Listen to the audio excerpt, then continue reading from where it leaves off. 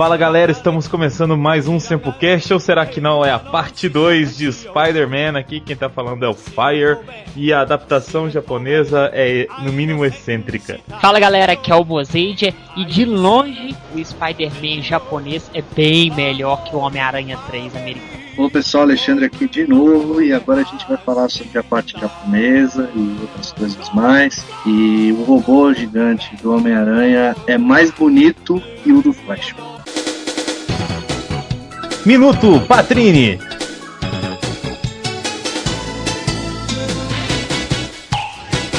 Olá, queridas pessoas! Tudo bem com vocês? Bom, hoje é o primeiro dia do Minuto Patrini nos Sempocasts. O que vai ser o Minuto Patrini? Não vai ser um minuto, porque eu falo muito, mas é uma forma de dizer que é uma participação curta minha, quando eu não puder participar dos podcasts em si. Ou seja, eu vou comentar nesse pequeno espaço disponível para a minha pessoa as curiosidades da edição, a minha opinião sobre o assunto, o que vocês vão ter assim que observar melhor no podcast. São umas dicasinhas para vocês e também as minhas impressões pessoais quando eu gostar do assunto ou não gostar. Neste caso, hoje vamos falar sobre o Spider-Man, Spider-Man, como vocês queiram chamar, que é o Homem-Aranha japonês. Eu adoro o Homem-Aranha, não é o meu super-herói favorito, mas eu gosto muito dele. Gosto dos filmes americanos como uma diversão, tirando várias ressalvas que já foram faladas no último podcast. Eu nunca acompanhei, vou ser muito sincera, nunca acompanhei o Spider-Man japonês, mas já vi alguns videozinhos no YouTube e já vi a apresentação, etc, etc. O que vocês vão ter que levar para vocês neste podcast, antes que ele comece, e que vai ser muito falado, é: não tenham preconceitos, não tenham discriminação com as coisas, antes de colocá-las dentro de seu contexto, antes de colocá-la dentro de uma realidade.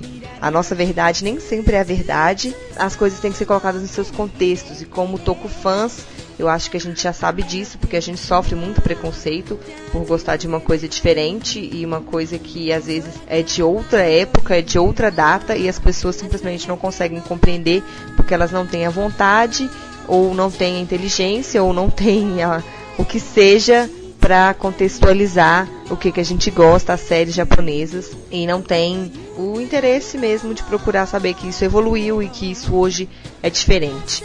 Então, curtam aí. A edição dessa vez foi muito simples, foi fácil, os meninos me ajudaram bastante e eu já estava meio treinada aí com o assunto, porque o último foi bem complicado, tinha muito material. Dessa vez eles foram bem sucintos, como sempre, engraçados, deixando claro a mensagem que eles queriam passar. É isso, aproveitem o Sempocast número 31. Um beijo! Spider-Man.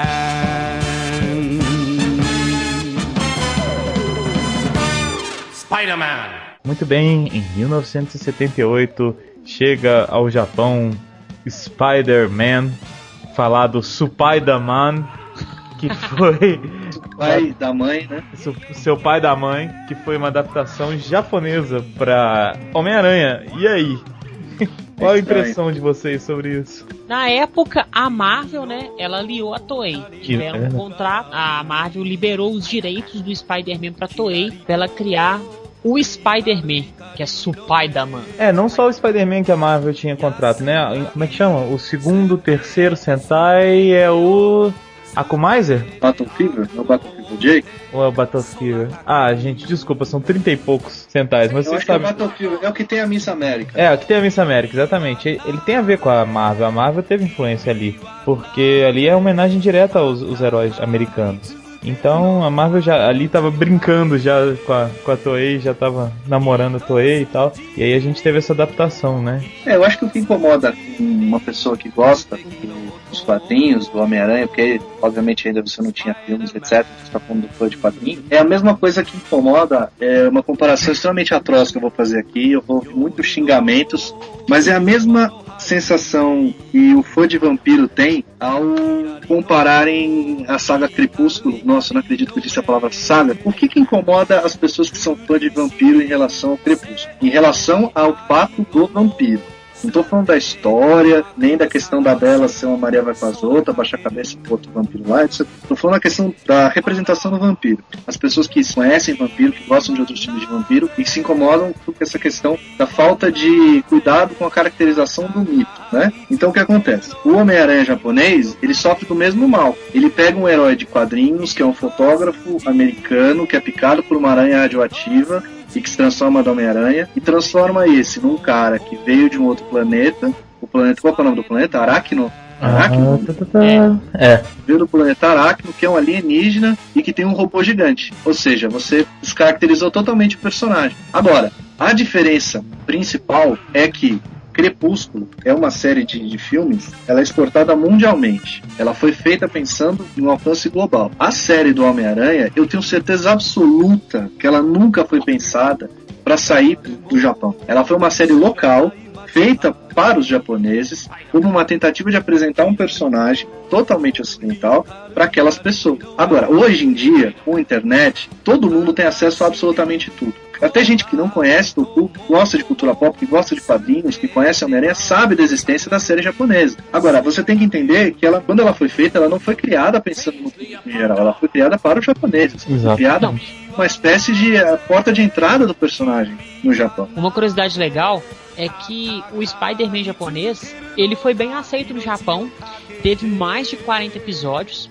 porque ele pegou só a essência do personagem. É um herói que tem uma armadura azul e vermelha, que tem poderes de aranha. Beleza, mas qual que é o enredo da história? Monstro gigante, robô. Então é o nível Ultraman, National King, Super Sentai. Então é um tokusatsu igual o outro que você vê na televisão do Japão. O que foi feito foi pegar um ícone, um personagem, comprou-se aquele personagem e se adaptou. A Marvel, e aí as pessoas que reclamam da série, desculpa, não tenho o que reclamar, o problema é da Marvel, né? É verdade, isso que eu ia falar. A Marvel vendeu os direitos, cara, faça o que quiser, pois é tudo da lei.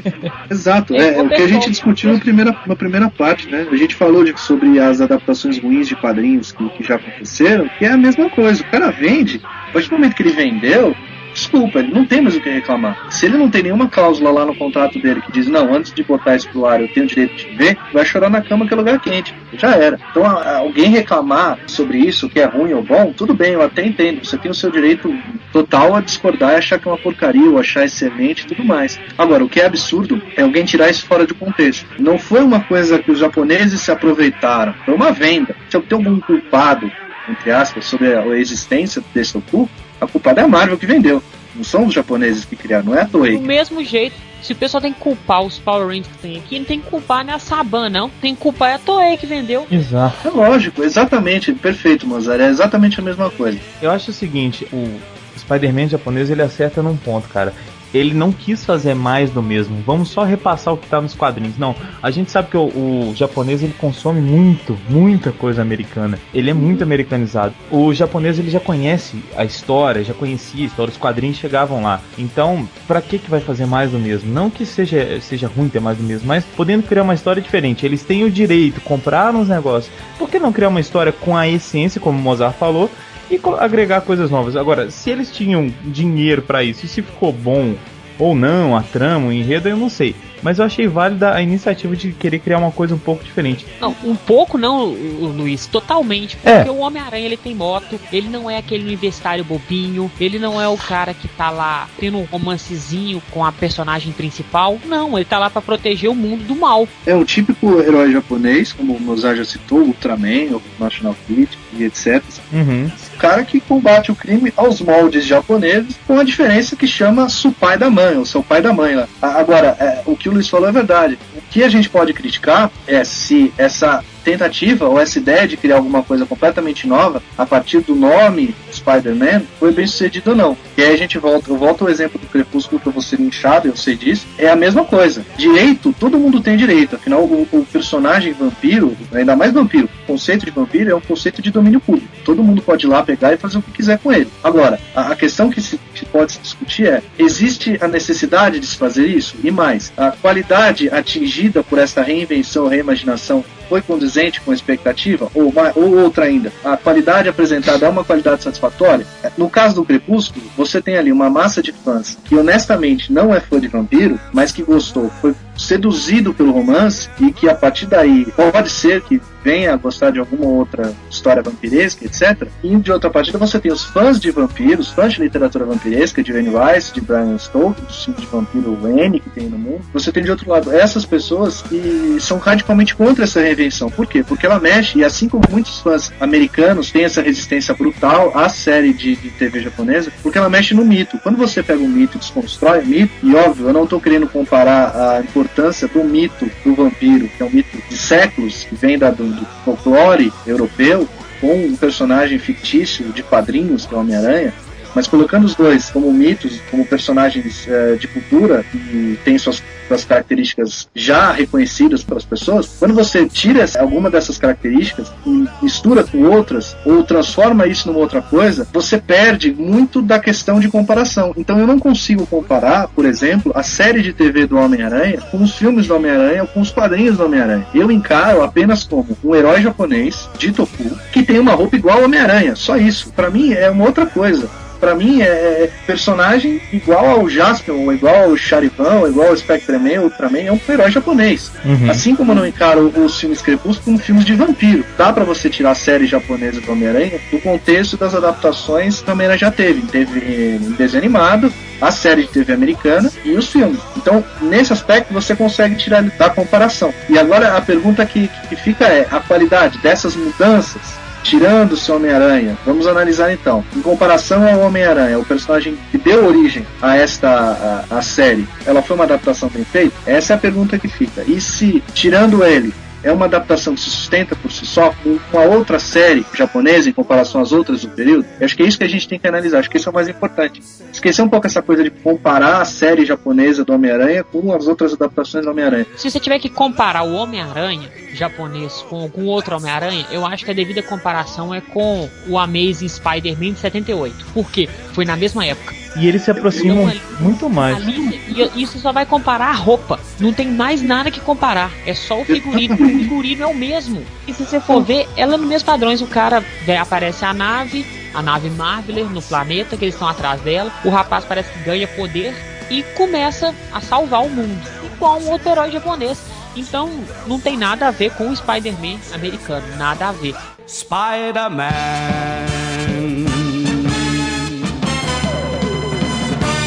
Spider-Man. Se for fazer uma comparação, e eu tive a oportunidade de ver as duas séries, a série japonesa consegue ser melhor que a série americana do Homem-Aranha. Se você esquece que o personagem é Homem-Aranha, que nem eu falei, esquece.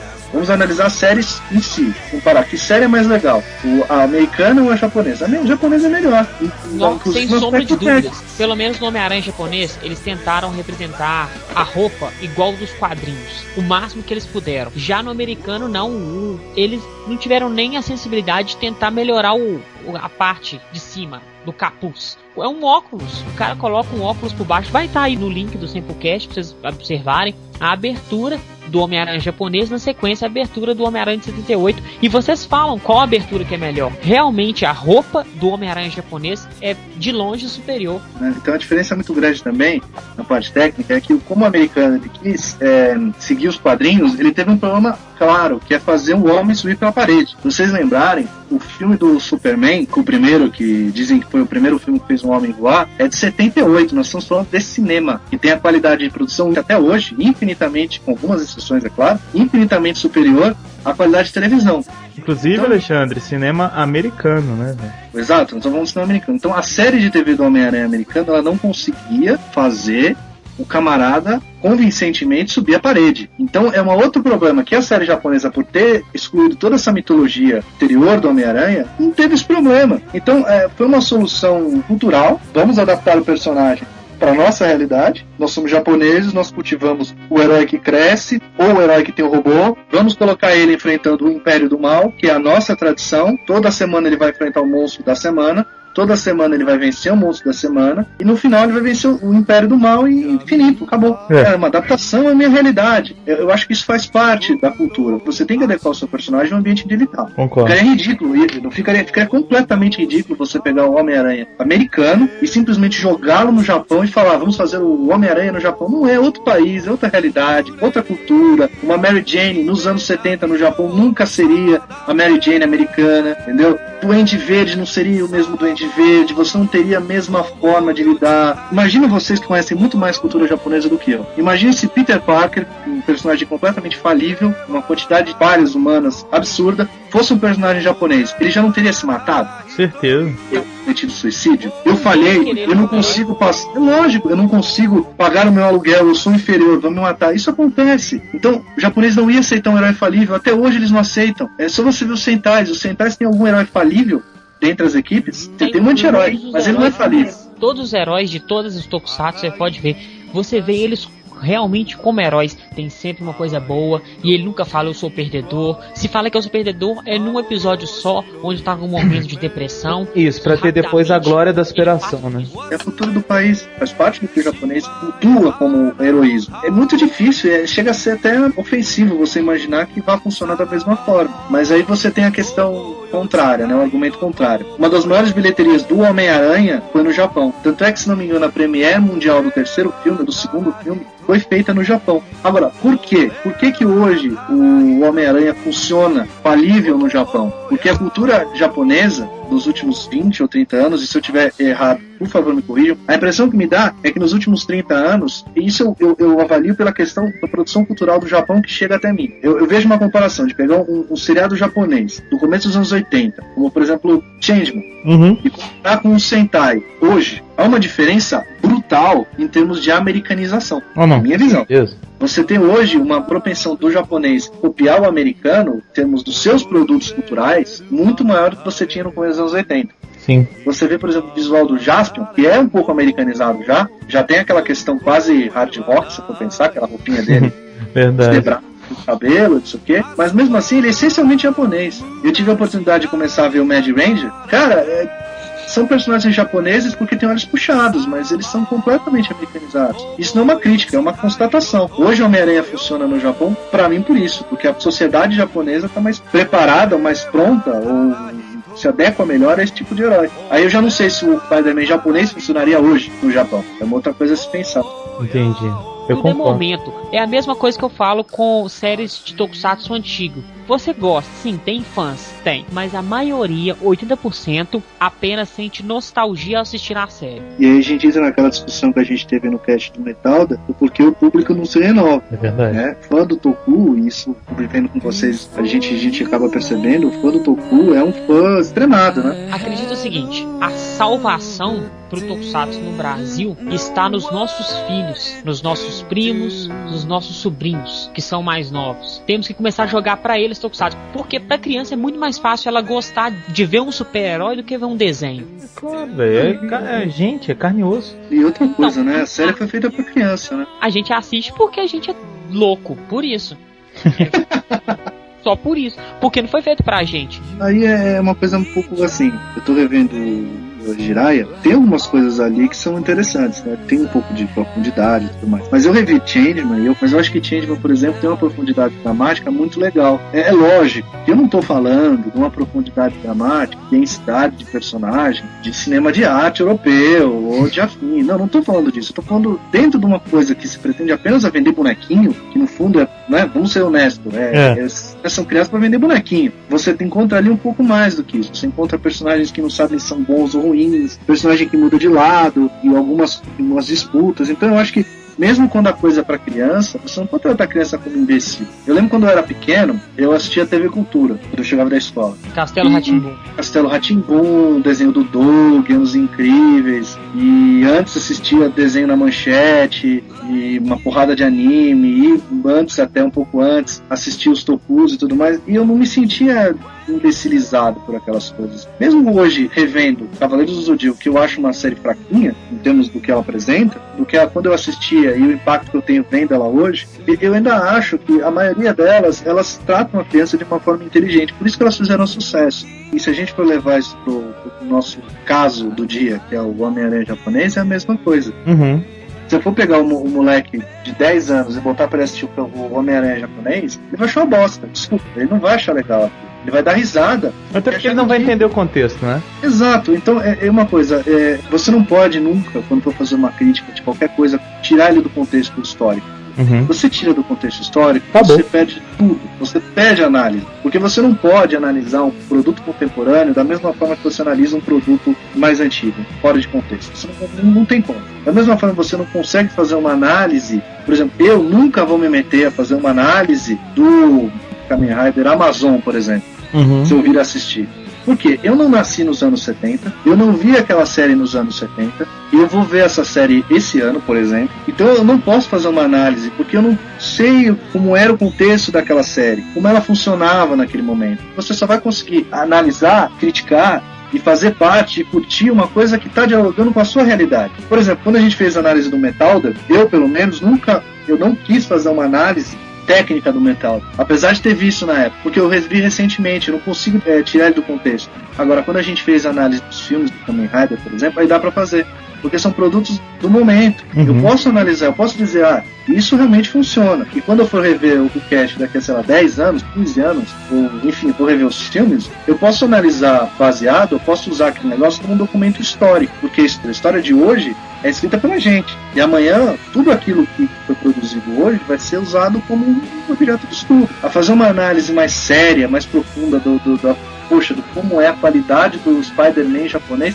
eu acho meio imbecil da nossa parte se a gente for fazer isso. Você pode assistir simplesmente, achei legal, achei ruim. Agora fazer uma análise crítica e blá blá blá sobre isso, eu acho uma falha, porque a gente pode fazer isso que a gente está fazendo. Eu já estou dizendo tudo isso, porque eu tenho certeza que vai ter gente que pode vir a mandar e-mail falando isso. Mas vocês não secaram a série, vocês não falaram. Porra, eu não nasci em 77, nenhum de vocês nasceu. A gente foi ver a série esse ano. Eu não vi, por exemplo, todos os episódios de Homem-Aranha, por isso que eu não estou opinando sobre a série. Estou opinando sobre o contexto dela. Mas vocês que viram toda a série, ou quase toda a série, vocês viram e tem análise do gostei ou não gostei. Não tem como você ter simplesmente análise do isso presta, isso não presta. Porque você teria que tirar isso totalmente do contexto. Nenhuma comparação existe em contexto, eu acho, na verdade. Porque você não tem a base, não tem como comparar. Fala assim, sei lá, Fusca é uma merda.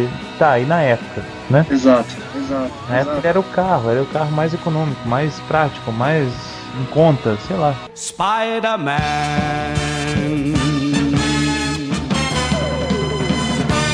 Spider-Man. Sem querer ser muito técnico e entrando só um pouquinho na série em si, o Homem-Aranha japonês, ele foi uma série, né? Enfim, a trama é mais ou menos o seguinte. É um jovem japonês que tem uma moto e ele tá passando num lugar e ele vê uma nave espacial e ele fica curioso, segue a moto e lá ele descobre que existe uma organização do mal, organização da Cruz de Metal. Um nome muito bonito, você não acha? Muito bonito, muito simpático, ou seja, os japoneses são absolutamente contra os cristãos, né?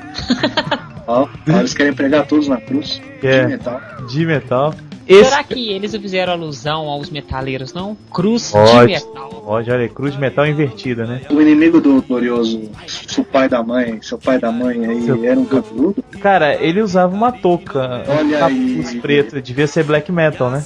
Olha a referência. Ou doom metal, sei lá, atmospheric metal, forró metal. Forró metal, isso deve ser uma coisa muito legal. E aí esse cara, ele foi atrás da nave e na nave ele descobriu um alienígena do planeta Spider ou Aracno. E esse alienígena deu um bracelete pra ele, que no bracelete tem um líquido que é um extrato de aranha, entendam como quiser. Como diz o Alexandre, pode ser uma inseminação artificial. Se for branco, então que dá os poderes. Se bem que sendo de aranha, a gente pode deixar isso vago, né? Só outra curiosidade, o motoqueiro, o cara que é o Homem-Aranha, ele chama Takuya Yamashiro e é vivido pelo Todou Shinji, que é quem, Mozart? Imperador Neros. Olha só! Tá vendo? No mundo Toku tudo é ligado. Só uma questão, você acha que se a série do Homem-Aranha japonês viesse pro Brasil, eles não mudar o nome do protagonista, não? Provavelmente. Qual é o nome dele? Que é Takuya Yamashiro. Aí esse é Takuya Yamashiro, eles vão colocar pra Tatsuya. E o nome do ator também não ajuda nada, né? Não, e sei lá, acho que se viesse pra cá ia ficar como Tatsuya, moça? Tatsuya, nome fácil de falar, porque Tatsuya Mashiro. Apesar que eles não têm muita lógica pra isso não, porque Kotaro Minami Sam Minami. Calma, Kotaro dá aquela interpretação Kataro, né? Catarro, sei lá. Catarro, isso mesmo. Bom, além disso ele tem um carro que é o Spider Machine G7. Bonito, Nossa. né? Tem alguma coisa de Speed Racer nisso, né? E... Qual é a marca do carro? É Mazda? Ah, cara, não sei. Não consegui ver nas fotos. É Mazda. Deve ser Mazda. É uma informação completamente irrelevante com o que a gente tá falando. Mas... Bom, além disso, tinha o robô Leopardon, que parece um leopardo, né? Não tem nada a ver com a... Fico pensando no cara. O cara já comprou o Homem-Aranha, aí ele tira o Homem-Aranha do seu contexto.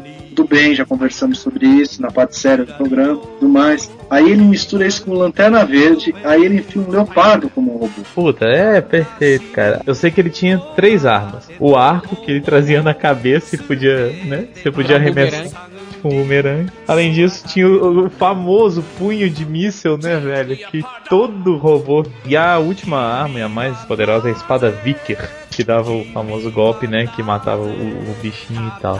Bom... A série não é só isso, eu fiz um resumo. Mas também não é muito mais que isso. Né? Mas também não é muito mais que isso. Vale lembrar que, além de tudo, o Homem-Aranha não tinha dinheiro, então ele vivia como pescador. Vocês já viram que a teia dele é uma rede de pesca? Spider-Man.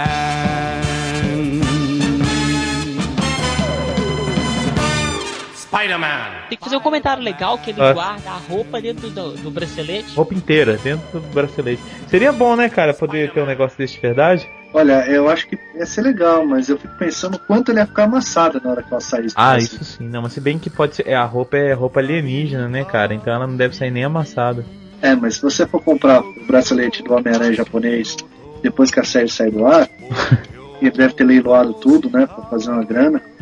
E vendeu todos a memorabilia. Aí você fica pensando, você coloca a sua camisa, a sua calça dentro do negócio, você tem que vir com o ferro do Homem-Aranha, né? Pra você tirar e já passar pra poder vestir. Agora, ô Mozart, você falou isso da roupa, era legal porque isso eu achei um ponto legal. Primeiro que ele tem esse bracelete já pra lembrar o bracelete do Homem-Aranha americano, né? Normal. E além disso... O cinto de utilidades do Batman. Do Batman também. Aí, é um multi-herói. Ele tem uma capa, ele voa, ele tem um S no peito. Não, só faltava essa. E o sentido aranha dele, quando avisavam, a roupa já pulava nele e ele já protegia ele. É legal, cara, eu acho bacana a ideia. Faltou grana, né, e efeito especial pra época, mas... Mas é que todas as séries, né, não tinha grana. É verdade. Todas elas dá pra ver o zíper atrás da roupa. Então isso daí não dá pra cobrar. Não Tem dá. só uma dúvida que eu tenho aqui agora. Alexandre, no início do cast você se apresentou falando que o robô do Homem-Aranha era mais bonito que o dos Flashman. E é mesmo. Eu acho o robô feio dos Change, aquela cabeça de bala horrorosa. Cara, mas assim, a questão do robô do Changeman é porque, se você for pensar na montagem do robô, aquela cabeça em formato de míssil e outros objetos fálicos, ele nada mais é do que o bico da nave. Então é a nave que engata, literalmente, insemina, né, o helicóptero. Ele penetra com a sua cabeça de míssil pelo meio do helicóptero. Então tem um sentido. Agora o do Flashman é muito feio. Ele parece... O primeiro robô dos Flashman, na verdade, ele parece um filhote robótico do Predador. Se você for olhar o Predador sem máscara, é a mesma cara. É a mesma cara do robô dos Flashman. É horroroso. Então o Leopardão aí, o robô do Homem-Aranha japonês, Leoparotone. esse cara bonito aí, pelo menos ele tem essa coisa ridícula, porque ele é uma coisa só, entendeu? Ele é ridículo por ele todo. Ele é tão ruim que ele chega a ser bom. Não sei se deu pra entender. Deu o famoso looping, né? Exato. Agora o glorioso Flash King é lamentável. Já o Titan Jr. ele já é um pouquinho mais simpático, porque ele tem aqueles pneus que ele joga, enfim. Apesar de ele ficar totalmente sem mobilidade, como ele viu o Grand Titan. Aliás, isso é uma coisa que eu sempre pensei. Como era fácil derrubar aquele robô, né? O robô não se mexe. Peteleco pra trás já era. Você fica correndo, vai atrás dele, dá uma bica na bunda dele, ele cai, acabou o robô. Os caras não pensavam nessas coisas. Mas é por isso que eu disse, eu acho que ele é feio, como ele é feio num todo, como ele é todo horroroso, ele fica menos feio do que essa mistura carnavalesca dos Flash, que é verde, azul, amarelo. Verde não, azul, amarelo e vermelho, e com a cara do Predador robótico. Eu não gosto do robô dos Flash, mas aliás é uma das poucas coisas que eu não gosto na série, o robô dos Flash. Deu pra ver, né? Spider-Man.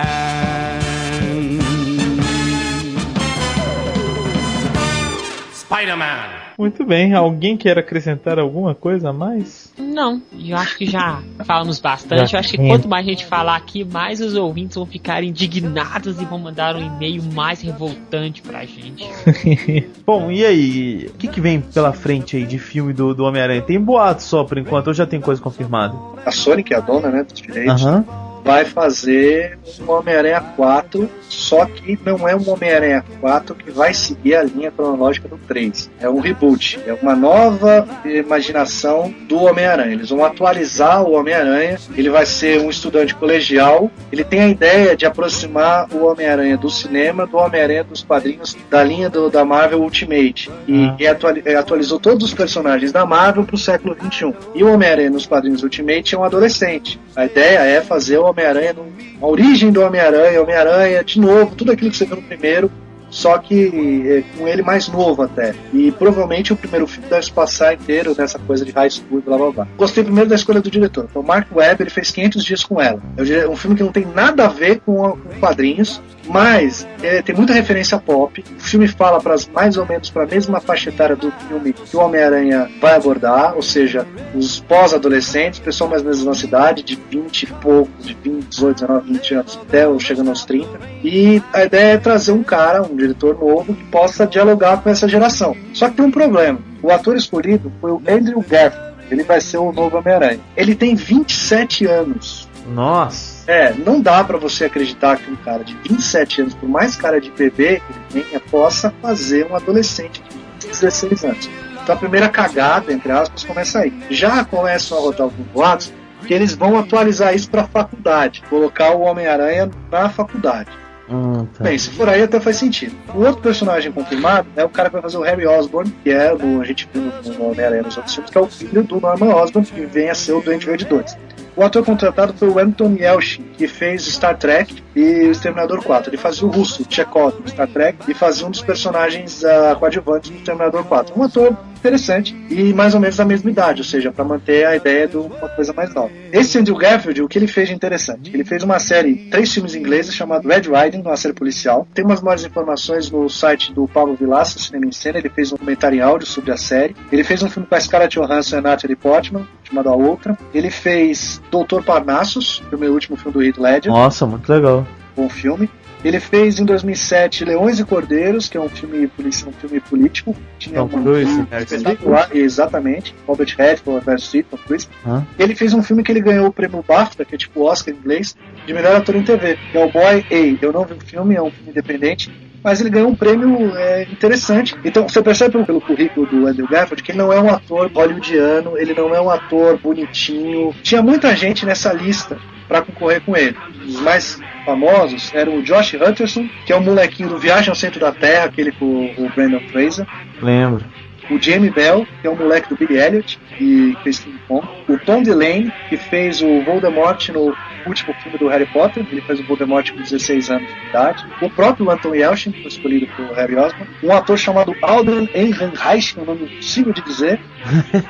Que tem um filme na carreira, mas é um belo filme, é uma bela estreia. Ele fez o último filme do Francis Ford Coppola, que não chegou no Brasil, chamado Petro, belo filme filmado na Argentina. E o Aaron Johnson, que é o cara do Kick-Ass, que é o Kick-Ass. Diziam que o favorito era o Josh Hutcherson, porque ele tem cara de moleque.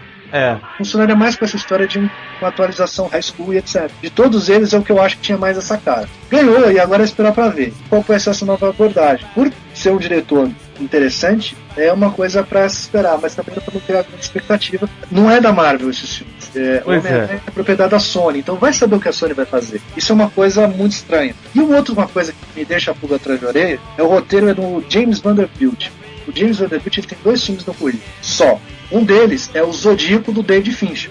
É um suspense muito interessante. Mas o outro filme dele, que ele fez ano passado, é horroroso. É o The Losers. É um filme de quadrinhos, mas é muito fraquinho. Quem quiser ler, eu escrevi sobre ele no Fotograma. Vocês entram no blog Fotograma Digital, blogspot.com, fazendo aí. Tem uma crítica que eu fiz pro filme. E um dos maiores problemas do filme é o roteiro, que é inacreditavelmente piegas. É americano bonzinho salvando o dia, e vilões caricatos, e atores ruins. Então também deixa uma pulga atrás de orelha. É esperar pelo diretor, mas já vão ter que mudar. Porque fazer colegial, pegar um cara de 27 anos e fazer um moleque, não dá, né?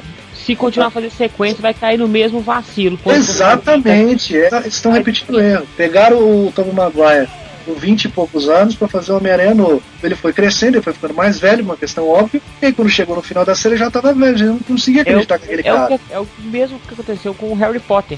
Na época, o ator era jovem, encaixou perfeitamente. Foi tendo a sequência de filmes, ele não tem cara de menino mais. Não, vê Emma Watson, a menina que faz a Hermione. Ela não tem cara de uma menina de 16 anos. Desculpa. Não mesmo. Ela tem carinha de menina, ok? Ela tem uma carinha jovem. Mas não dá, cara, não dá. E é isso, o Homem-Aranha agora esperar. O filme, se não me engano, ele tem data de estreia só pra 2012. Então, se não acabar o mundo, deve ter um novo Homem-Aranha aí. E agora é esperar, porque agora vai ter 500 especulações, confirmação de elenco, e ver o que vai acontecer. Cara, Eles gravavam um Samplecast sobre ele. Nossa, para. Pra esses próximos anos aí vai vir muita coisa de herói, né? Tem, é o que eu te falei, tem por um que vem, tem o Thor, já acabaram as gravações, né? Já deve, trailer deve aparecer nos próximos 2, 3. Vingadores. Tem o Capitão América antes disso. Vai ter a trilogia, né? O Homem de Ferro, mais um Homem de Ferro. Tem o rumor da Mulher Maravilha também. Tem o humor da Mulher Maravilha, você tem o Lanterna Verde que já está sendo filmado. O Nick Fury vai ter filme dele? Então, o Nick Fury é assim, o Samuel L. Jackson ele assinou um contrato com a Marvel para 7 filmes. Ele já apareceu em 3. O quarto é o Capitão América, agora eu não sei como ele vai aparecer, já que enfim, o filme vai começar na Segunda Guerra. O Homem de Capitão América é criado. Não sei como é que eles vão fazer para deixar o Samuel L. Jackson um cara de novo, 30 anos, sei lá. Seria o quarto filme. Aí você tem o Thor, que ele deve aparecer. Filme, Os Vingadores, o 6º, e talvez o 3º filme do Homem de Ferro, o 7º. Spider-Man.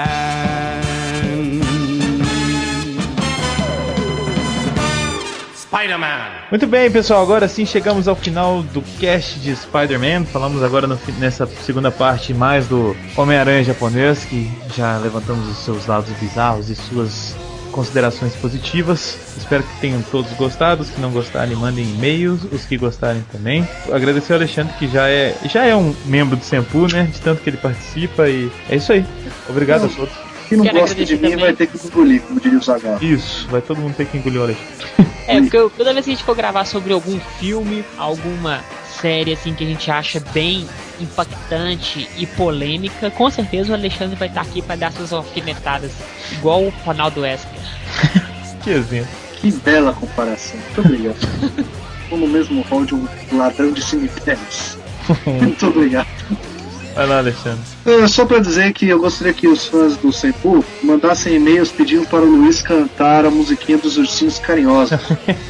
Porque toda vez que ele vai gravar, ele faz a contagem 5, 4, 3, 2, 1. E todo mundo fica imaginando que ele vai soltar a musiquinha dos Ursinhos Carinhosos. Então, se você quer ouvir o Luiz, que já demonstrou a sua competência vocal num cast anterior, como ele é um excelente cantor, se você quer ouvir o Luiz cantando a música tema de Ursinhos Carinhosos e outras, eu acho que você deveria mandar um e-mail para o Senpu pedindo, assim no e-mail, canta Luiz, Ursinhos Carinhosos. Eu acho que se a gente tiver mais de um e-mail, eu acho que o Luiz devia cantar. Mais de meio por cima, no Twitter, vale.